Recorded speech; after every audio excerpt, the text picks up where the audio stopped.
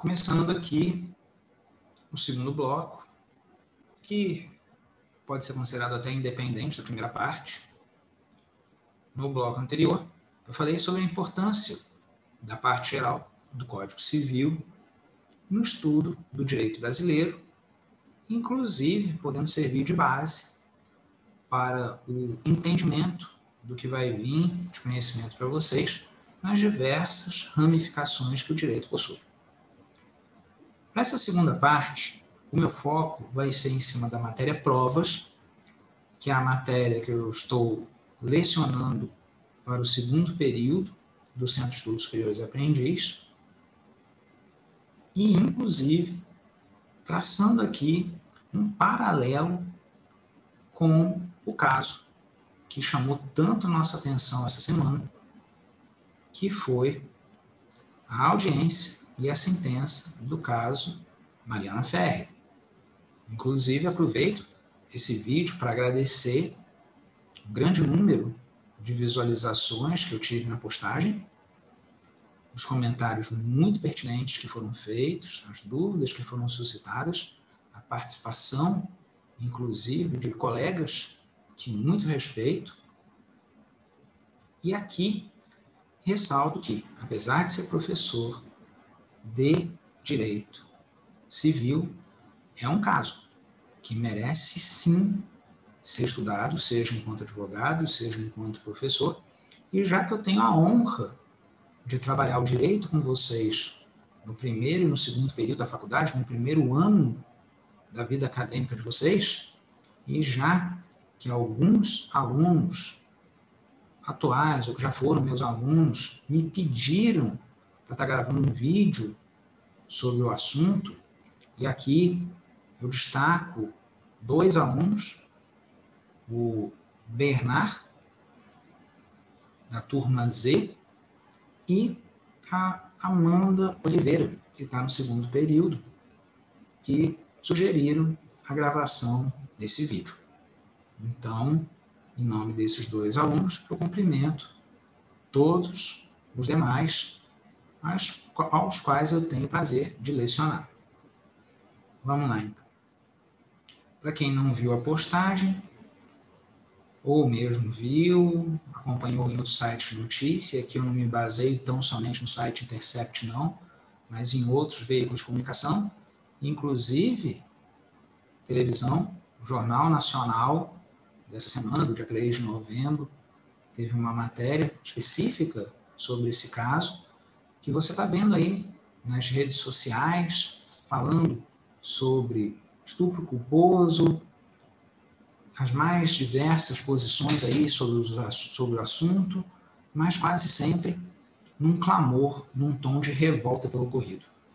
E o que chama tanta atenção nesse caso?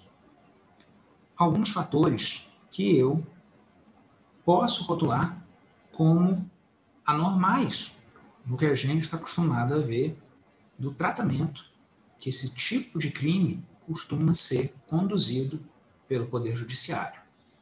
Então, vocês já sabem, em 15 de dezembro de 2018, a influencer Mariana Ferrer, que também era promoter de eventos no sul do país, ela alega que foi vítima de violência sexual, foi vítima de estupro. Não é o estupro na sua modalidade standard, onde a mulher ela é obrigada, mediante violência física ou mediante uma grave ameaça, a manter conjunção carnal contra a sua vontade. Aqui já é uma variável do crime de estupro, porque ela diz não se recordar do ocorrido. Provavelmente, ela estava dopada. É o que ela acredita, é o que a vítima, o que a suposta vítima acredita que tenha acontecido. E ela acredita que o seu agressor, que o autor dessa outra modalidade de estupro, seja o empresário André de Camargo Aranha. Para vocês que estão começando a faculdade, existe um inquérito policial. E o inquérito policial, ele tem um objetivo final, que é apontar a materialidade e a autoria de um crime. O que seria a materialidade de um crime? A materialidade do crime são as provas, são os indícios de que um crime aconteceu. Então, se a gente está falando de um crime de estupro, é necessário que hajam vestígios da relação sexual, por exemplo. E o outro objetivo, apontar a autoria, quem teria cometido o crime. No caso da Mari Ferrer, chegou-se à conclusão de que sim, houve a conjunção carnal. Por quê? Porque ela era virgem. Ah, mas não é possível que ela era virgem. Com aquelas fotos que ela postava, com o jeito que ela dançava. Sim, ela era virgem. A perícia comprovou isso. O ímen dela foi rompido, e foi rompido naquele dia, naquela ocasião.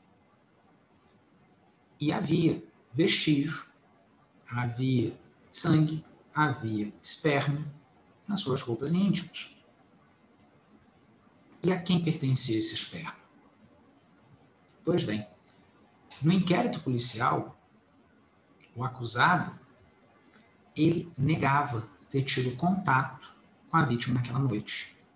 Porém, através de exame de DNA, de um copo onde ele bebeu, e ali fica a saliva, e a saliva tem DNA, juntamente com a análise de DNA do esperma, ficou confirmado.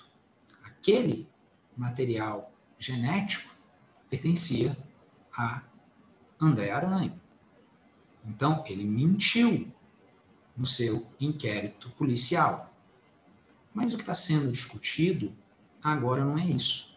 O que está sendo discutido é se a relação sexual, fruto de violência física, não. Fruto de uma grave ameaça, não é o estupro estándar. Mas seria a modalidade do estupro de vulnerável. O estupro de um vulnerável é a situação, por exemplo, de um menor de 14 anos, uma menor de 14 anos, que ela não tem discernimento do que ela está fazendo. Então, ainda que num primeiro momento ela concorde com aquilo, ela não tem o discernimento necessário para consentir com a prática sexual. Então, qualquer relação sexual com um menor de 14, ela é presumida como violenta. Ela é presumida como violenta do ponto de vista que aquela pessoa ela não poderia consentir com o que estava acontecendo porque ela não tem discernimento para tanto. E com base nesse raciocínio, existem outras formas de estupro de vulnerável, como, por exemplo, quando a vítima está embriagada. E nós sabemos que determinados estados de embriaguez faz com que a pessoa apague. E ela simplesmente não tem como se defender, não tem como consentir ou deixar de consentir. E essa é a dúvida que pairou sobre o caso Mariana Ferrer. Ela alega que teria sido dopada, porque ela não lembra o que teria acontecido. Inegável que ela perdeu a virgindade naquela noite, mas ela não entende como. E agora a gente sabe que foi através de uma relação sexual com o André Aranha, apesar dele ter negado isso no começo. Depois, já dentro do processo judicial, ele muda a versão e fala que foi só sexo oral. E pelo que ficou comprovado, não foi bem isso. Agora, importante dizer que, com base no que a delegada apurou no inquérito, o primeiro promotor a acompanhar o caso e dar entrada nesse caso através de denúncia, que é assim o pontapé inicial que o Ministério Público dá nessa situação, mas a vítima não é ela que teria que entrar com a ação? Foi o que eu expliquei no bloco anterior. O crime de estupro, a vítima ultrapassa a mulher. E a vítima atinge a sociedade. A sociedade é a grande ofendida com um crime de estupro. Por isso, o dono da ação, o titular da ação, é o Ministério Público. É uma ação penal pública.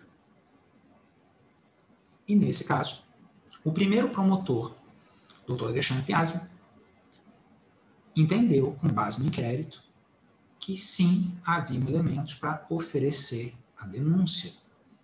Claro que a denúncia numa ação penal, ao longo do processo, pode ficar constatado que as provas eram fracas, que os indícios não sustentam a causa.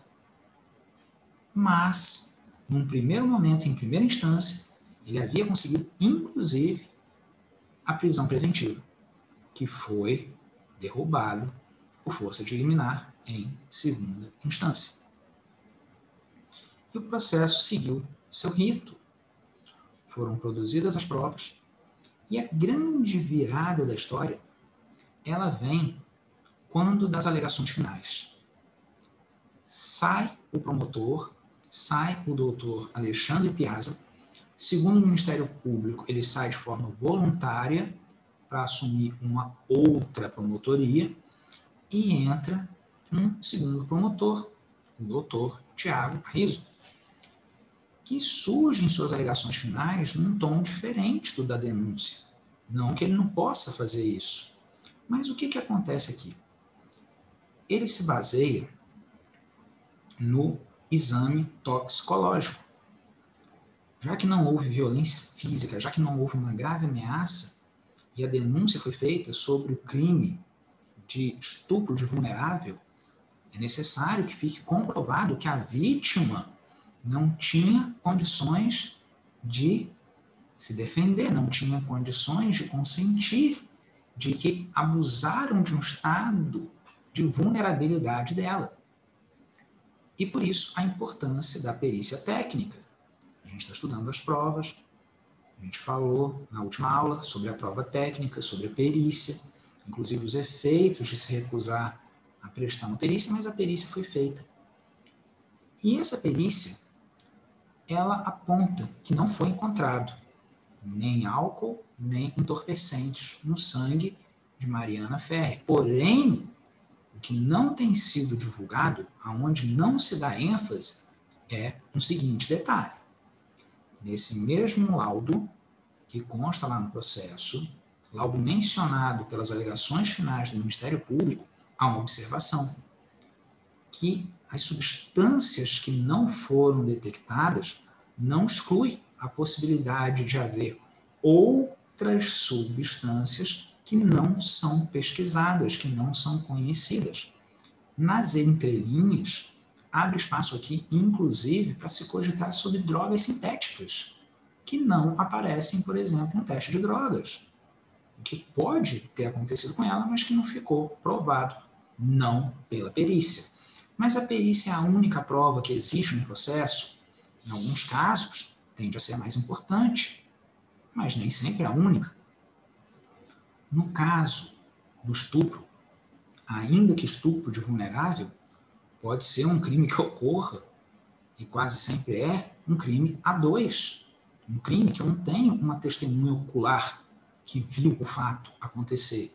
Mas eu tenho outros elementos ali, como, por exemplo, um vídeo que mostra a vítima, ou suposta vítima, e o réu indo para uma cabine reservada. E como que se interpreta esse vídeo? Ela estava cambaleante, ela estava grogue? Além disso, mensagens que ela passou após o evento, pedindo ajuda para alguns amigos, com quem ela até teria encontrado em um outro local antes de ir para casa, e falam que por isso ela estaria bem, ela estaria lúcida, ela estaria consciente, porque conseguiu chegar em outro local. Também é um dos argumentos que foi utilizado. Porém, eu tenho um relato, eu tenho testemunho, inclusive do motorista de Uber, que percebe, segundo a narrativa dele, que ela aparentava estar alterada. Nesse tipo de crime, tal qual na Maria da Penha, e como muitas vezes acontece no crime de estupro, a palavra da vítima tem peso. E um peso que não costuma ser ignorado pelo judiciário, não pode ser a única prova, mas costuma ter muito peso, justamente porque é um crime ocorrido a dois. E não foi isso que aconteceu no caso da Mari Ferrer. Se basearam no exame toxicológico. Ignoraram ou pouco valoraram a palavra da vítima, o testemunho do motorista do Uber, dos demais que foram ouvidos. Agora, algumas outras situações, e aí vem a história do tal estupro culposo. Mas, professor, a sentença absolveu o Aranha por estupro culposo? Não. A sentença absolveu ele por falta de provas, principalmente pela questão da prova pericial. E aqui eu abro um questionamento. Do momento que o sangue foi colhido até o momento que foi feita a análise, que foi feita a perícia, quanto tempo se passou? Esse lapso de tempo prejudica o resultado? Isso para não falar na própria observação do laudo de que certas substâncias não aparecem na perícia. Mas, ressalva à parte, a sentença não foi por conta de estupro culposo, foi por falta de provas. A sentença, inclusive, ela acolhe um pedido do Ministério Público. O Ministério Público pede a absolvição pela falta de prova ou por prova insuficiente para que André de Camargo Aranha fosse condenado por estupro de vulnerável. E da onde, afinal, nasceu a polêmica do estupro culposo? O promotor, além de falar sobre a prova técnica, sobre a perícia, sobre o exame toxicológico, ele também fala do crime de estupro, ele faz uma comparação, inclusive, com o estupro de vulnerável, quando envolve um menor de 14 anos, e aí ele traz para a situação de quando a vítima está vulnerável para um estado de embriaguez, para um estado de torpor, e se o agente, se o autor do crime, teria ou não dolo, se ele teria a intenção de causar o resultado, e já vi colegas falando que dolo não é a intenção de causar o resultado, dolo é a vontade de praticar o ato. Tá? Vontade de praticar o ato, intenção de praticar o ato, enfim, usem a terminologia que vocês quiserem. E ter a consciência de que você está diante dos elementos do tipo, que você está diante de uma conjunção carnal não consentida, e foi nesse momento que o Ministério Público alegou e o juiz acatou uma dúvida em benefício do réu. Como o exame toxicológico deu negativo e entenderam que as outras provas não eram suficientes, nesse sentido, então, por falta de provas ou por insuficiência de provas, ele foi absolvido. Mas o promotor, em suas alegações finais, ele fala sobre o estupro e ele fala sobre o estupro sem dolo. Na verdade, pode ter acontecido aqui uma má interpretação do que o promotor falou. Por quê? A partir do momento que você fala em estupro sem dolo, é redundante. Ou o estupro é doloso ou ele não é estupro. Por quê? Só vai haver um crime culposo quando a lei expressamente prevê o homicídio. O homicídio tem uma modalidade culposa expressamente prevista no Código Penal. O estupro não tem. O estupro, ele é doloso. Ele tem a vontade de praticar o ato e ele tem a consciência dos elementos do tipo. Ok? E aí? Ela estava ou não estava embriagada? Ela estava ou não estava entorpecida? A palavra dela conta ou não conta? As mentiras que ele contou no inquérito pesam ou não pesam? O que foi encontrado de material dele nela? Teria uma mulher que guardou sua virgindade até aquele ponto, até aquele momento, teria ela consentido perder sua virgindade daquela forma, naquele momento? Por que ela estaria levantando toda essa situação que a expõe? Ela busca o judiciário em busca de um socorro e ela é exposta, e agora mais do que nunca, ela é exposta com o que foi divulgado da audiência, com o que foi divulgado da sentença, mas o estupro culposo, ele não aparece nem na sentença, nem nas alegações finais. Mas a partir do momento que você começa a falar de um estupro sem dolo, para bom entendedor, um pingo vira letra. O estupro sem dolo acabou virando um estupro culposo que não existe. Não existe mesmo. Não existe no ordenamento, não existe essa tese. Isso foi uma variação na interpretação que foi dada às alegações finais do promotor. E claro que o nome pegou. O nome pegou, caiu nas graças aí das redes sociais. Fácil de falar, fácil de criticar. E o caso não para aí. Pois teve a audiência. A audiência, onde trechos dela foram divulgados, e nesses trechos, o advogado de André de Camargo Aranha, um bom advogado, um excelente advogado, um dos mais renomados, inclusive, de Santa Catarina, doutor Gastão, ele é o de mais enérgico contra Mariana Ferrer. Ele mostra fotos que ele chama de fotos em poses ginecológicas, que não tem pertinência para aquele caso. Por algum momento, quando ela fala que ele tinha idade para ser pai dela, ele retruca e fala que não queria ter uma filha do jeito dela. Não vou repetir as palavras dele aqui, mas o sentido seria esse. E fala que quem dança do jeito que ela dança, entre outras condutas que o advogado profere. E que para os bons especialistas, os excelentes especialistas que eu conheço em direito penal, e que eu tive a oportunidade de ver se manifestando de ontem para hoje, falam que é a postura de um advogado criminalista, penalista, é a postura combativa, enérgica, e a postura do advogado, ela não vai ser considerada como crime. O advogado tem essa imunidade do que ele fala, principalmente uma audiência na defesa do seu cliente. Porém, o mesmo artigo que defende a imunidade do advogado é o artigo que fala que, ainda que ele não vai responder criminalmente por aquilo, os excessos podem e serão apurados administrativamente pela OAB. E, se eu não me engano, se eu não estiver cometendo aqui nenhum equívoco, a OAB já oficiou o advogado para que ele explique a sua conduta em audiência. O ministro Gilmar Mendes se manifestou e disse que o que aconteceu na audiência foi uma tortura e uma humilhação para Mariana Ferrer. A pessoa busca o acolhimento no Poder Judiciário, se expõe e é tratada daquela forma.